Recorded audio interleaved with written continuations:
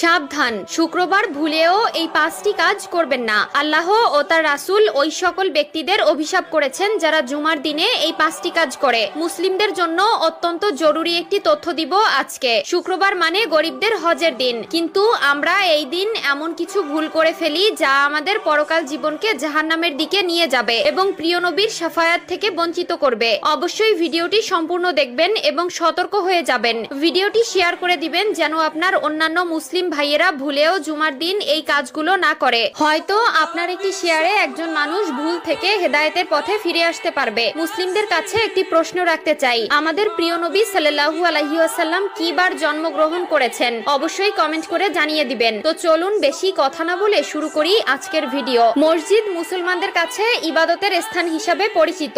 এরপরও আমরা মসজিদে এমন কিছু কাজ করে থাকি যা মসজিদের পবিত্রতা নষ্ট করে। তাই মসজিদের পবিত্রতা